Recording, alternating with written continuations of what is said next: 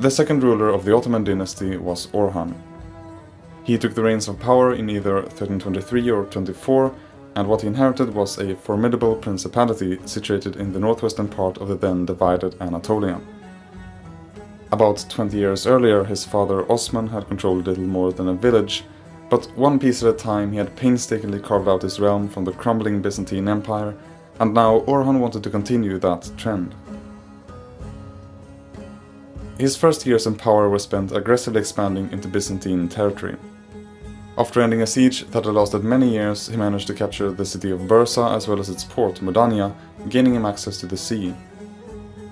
He then continued expanding along the Sea of Marmara and parts of the Black Sea coast to the north, eventually taking the important cities of Nicaea, now known as Iznik, and Nicomedia or Izmit. In the middle of all this, the Byzantine Emperor Andronikos III was rightfully starting to feel anxious about the rising Ottoman threat and gathered an army of mercenaries in the hope of retaking his lost lands. He met with Orhan's forces near a town called Darica, but was soundly defeated, allowing for his remaining possessions in northwest Anatolia to fall to the Ottomans.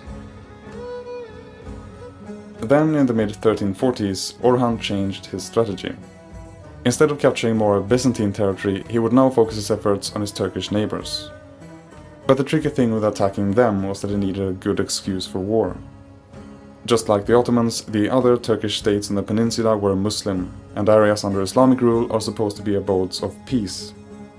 Theoretically, war is supposed to be reserved for lands controlled by heathens or heretics like the Byzantines. So what did he come up with? Well, the ruler of the nearby Principality of Karesi had just died, leaving behind two sons who both considered themselves to be the rightful heir. Soon, civil war broke out between the supporters of the two claimants, and under these circumstances, Orhan could march in and take control, arguing that he was merely preventing any further bloodshed and bringing peace. With that, he had expanded his realm all the way down to Bergama and had crucially gotten access to the Dardanelles Straits, from which he would be able to easily launch attacks into Europe. But for now, Orhan decided to put his plans of conquest on hold and entered a 20-year period of almost uninterrupted peace, the sole exception being the capture of Ankara. During this time, Orhan consolidated his conquests, founding mosques, schools, and other public institutions, many of which still stand today. Another important outcome of this period was a series of reforms regarding the state and military, and in this task Orhan was greatly helped by his brother Alaeddin Pasha.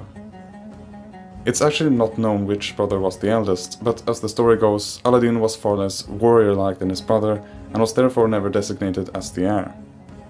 Nonetheless, when Orhan came to power, he proposed that they should share the emerging empire. But Alaeddin refused, settling instead for the revenues of a single village near Bursa. This allowed the brothers to unusually remain on good terms throughout their lives, and it allowed Alaeddin to focus on what he was actually good at, the management of the state. Among the things he helped introduce are the country's first silver coins, an official costume for government officials, and most importantly, a complete reorganization of the army. He divided it into subsets of tens, hundreds, and thousands, all with their own commanders. And although this may seem very simple, it also suggests that there was more or less no control of the army prior to this. Furthermore, he attempted to create a permanent force of foot soldiers, which could be summoned in times of war. Some claim that this is the origins of the famous Janissaries, while the date of their creation is most often placed during the reign of Orhan's successor, Murad I. One of the reasons why this period of peace lasted as long as it did was that Orhan had established good relations with the Byzantine emperors.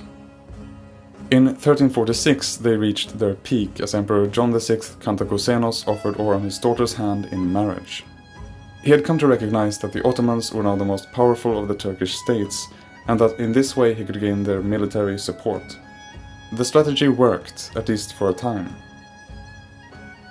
But by now, the Byzantines had become so weakened that the ambitious Italian city-states of Venice and Genoa had become a real threat to them.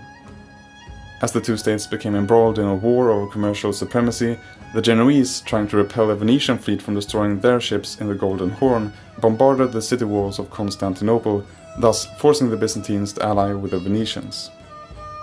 It just so happened though that Venice had more or less been conducting piracy along the Ottoman coasts, and so naturally they weren't too happy about this new alliance. When the combined Byzantine and Venetian forces then lost to the Genoese, an Ottoman army led by Orhan's eldest son Suleiman Pasha crossed the Dardanelles Straits into Europe, capturing the castle of Zympe and the city of Gallipoli. The emperor tried to buy back the holdings, but his proposals were all refused by Suleiman. He then tried to settle the matter by meeting personally with Orhan and discussing it, but either that was rejected as well, or Orhan's age and ill health simply wouldn't allow him to. Finally, in 1362, Orhan drew his last breath.